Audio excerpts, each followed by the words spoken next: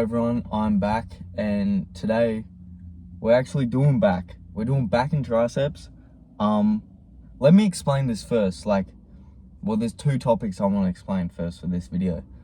People are like, the main push-pull legs, like everyone knows it, but for their push days they do like chest and tricep, and then pull days they do back and bicep. The reasoning why I do the alternating, where I do chest bicep and back tricep, there's an actual name for it. I don't know, the antagonist pairs, it's kind of like that, but different. Because as we know, your triceps are activated during chest movements, like you're pushing dumbbells, bench press, or whatever. And then also your back, your biceps are like in engagement as well when you're doing those pull down movements as well.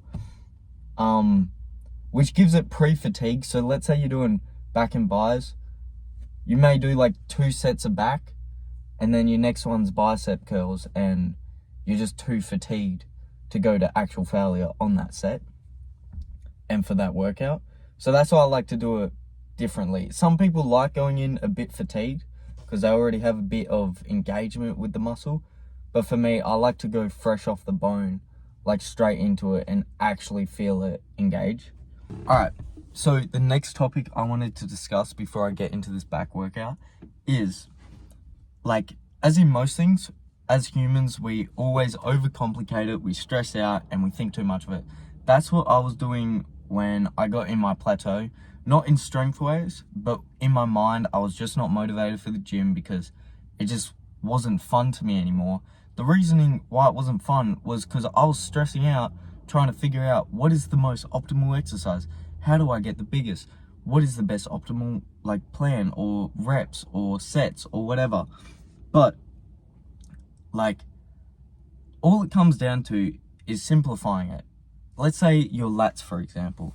Yeah, you can find 5 attachments, put them together, and then you do a lat row, a lat pull down at 38 degrees angle, tilted to your right, and you grow. No, that's overstressing it, overcomplicating it.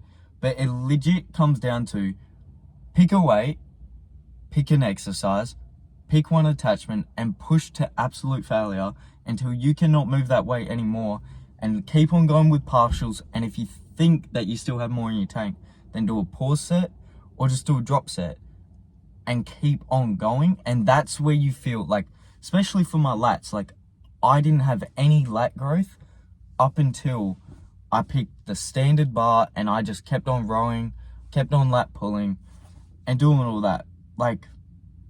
It's not hard, but people overcomplicate it. Well, especially I overcomplicate it in my head. But yeah, essentially that's it. And let's say for biceps, a preacher curl is gonna be more optimal than a standard bicep curl. We know that. But for me, I don't find much fun in preacher curls, and I wouldn't go as far as say how far I go with an incline bicep curl, because I go to maximum intensity until failure for that exercise. Whereas preacher curls, I just don't like it. Whereas some people, they could be the complete opposite. So you still have to know who you are and just experiment. Experiment is the main thing. If you just stick to one exercise for your whole entire life and you hate it, then try something new here and there. But also, that's another thing as well. When people stress about, which exercise is the best, which one targets my chest better, if you think about it, you do, let's say your chest, for example, you do barbell bench, you do dumbbell presses, you do incline dumbbell presses, you do cable flies, you do pec deck flies, not all in the same day, but just all chest exercises, whatever, and you do that over the 5 to 10 years, do you think your chest will stay the same size? It won't. It will dramatically increase no matter what, especially if you have a healthy diet and you fix your diet. And yeah, same with dieting. Dieting is you overcomplicate it in your head, what's the highest protein food? What's best in calories? What shouldn't I be eating? It comes down to real foods which is the foods you should be eating, and then your fake, chemical, dopamine-filled foods. They're the two categories you have. In this section, you have your meats, you have your nuts, you have your vegetables, you have your fruits. Eat that, stick to that. But as soon as you see, like, your lollies, your, I don't know, Slurpees, whatever, all the sugar. See, that's the worst thing about me, because I'm a sweet tooth. Although I try and tell myself, nah, you don't need that. Just skip it, forget about it.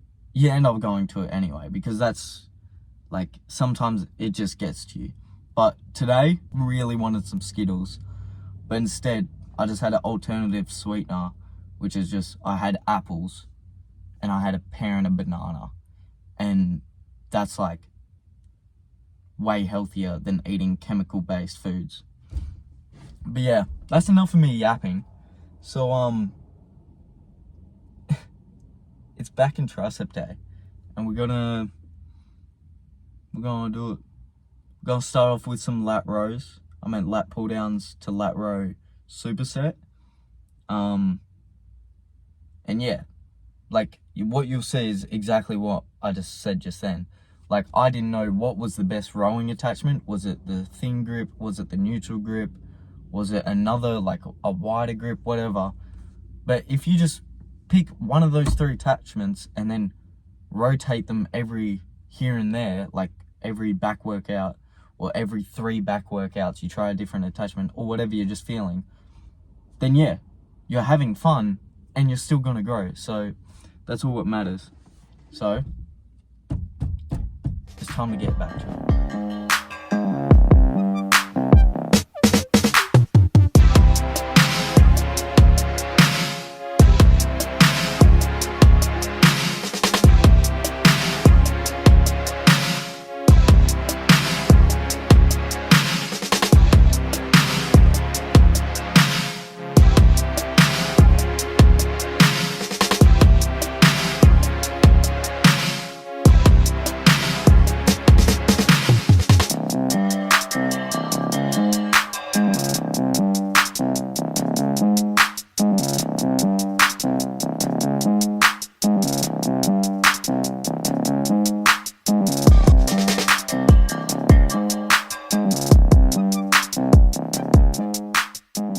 Alright, so we just finished the gym sesh. That was a really successful back day.